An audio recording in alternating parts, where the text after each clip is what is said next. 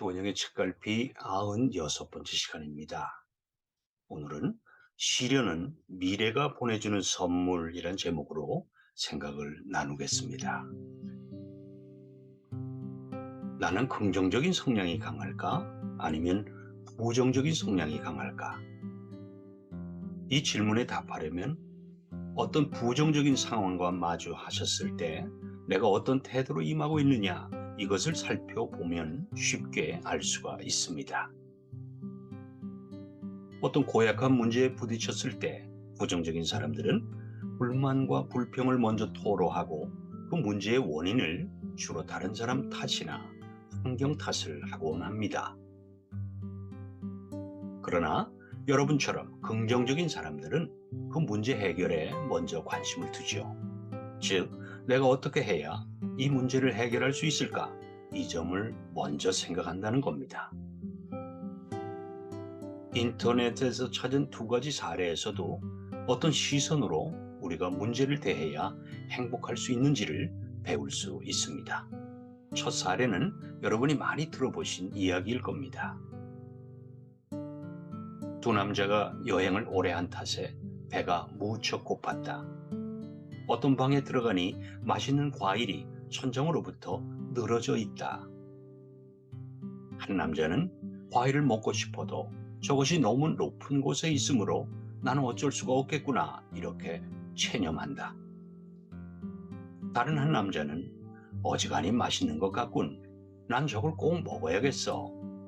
실이 저 높은 곳에서부터 늘어져 있지만, 아니 저기에 늘어져 있다고 하는 것은 누군가가 앞서서 저기 매달았다는 거 아니야? 그러니까 우리라고 해서 저기에 닿지 못할 까닭이 없는 것 아니냐? 이렇게 생각하면서 사다리를 찾아서 마침내 과일을 먹었다. 두 번째 사례입니다. 어느 대기업에서 아프리카 진출을 위한 시장 조사를 위해 2명의 사원을 현지에 보냈다. 그것은 아프리카에 신발을 수출하기 위한 사전 조사였다. 그들은 모든 조사를 마치고 본국에 돌아와서 사장에게 보고했다.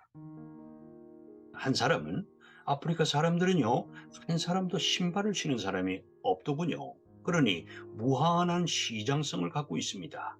라고 말했고, 다른 한 사람은 아프리카 사람들은요, 한 사람도 신발을 신고 다니는 사람이 없습니다. 그러니 한 켤레의 신발도 팔 수가 없겠습니다. 라고 했습니다. 여러분이 만약 이 이야기 속의 사장님이라면 어떤 직원을 더 신뢰하실 건가요? 한 사람은 긍정적인 성향이 강했고 다른 한 사람은 부정적인 성향이 강했습니다. 당연히 전자를 더 소중히 여길 수밖에 없을 겁니다. 장현갑 교수의 심리학자의 인생실험실이라는 책에 저자가 살아온 삶을 제가 접하고는요, 커다란 감동을 받았는데요. 제가 소개를 해드릴게요.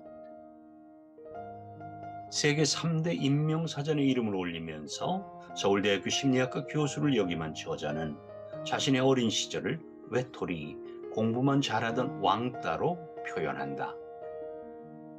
이때 겪은 극심한 트라우마 때문에 성인이 되어서도 우울증과 의존성 성격 장애를 앓았고 교수로 재직하던 중에는 정신분석 치료를 받기도 했다. 특히 56살이 되던 해에 끔찍한 사고로 눈앞에서 사랑하는 아내와 딸을 잃고 자신은 두 다리와 발등이 으스러져 하반신이 마비되었다. 자신에게 일어나리라고는 상상도 하지 못한 이 불행한 일들을 겪으면서 저자가 다시 두 발로 걸을 수 있게 되기까지 그의 삶에 대한 고백이 책에 담겨 있다. 그리고 그것은 저자가 전하는 메시지의 강력한 증언이 된다. 가족을 잃고 자신마저 불구가 되어버렸으니 정말 견디기 힘든 아픔을 겪은 분이 아닐까 생각이 됩니다. 그런 아픔을 겪고 난 후에 저자는 이렇게 말을 합니다. 고통을 걸림돌이라 여기고 아무것도 하지 않는다면 고통은 우리를 더욱 얕잡아 보고 잔혹하게 짓밟을 거다. 그러나 고통을 디딤돌로 삼아서 더 나은 인생으로 가려는 노력을 꾸준히 보여준다면 고통도 그에 상응하는 보상을 가져다 줄 것이다. 내가 증인이지 않는가?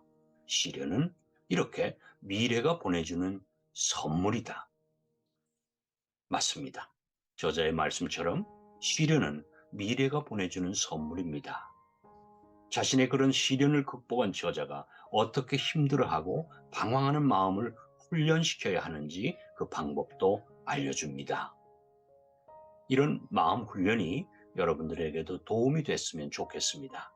저자의 말에 귀를 잠깐 기울여 보겠습니다. 괴로움의 본질은 마음이 어느 한 곳에 머물지 못하고 속절없이 방황하는 것이다. 그렇기에 마음을 지금 이곳에 붙잡아 두고 집중시키는 훈련이 필요하다.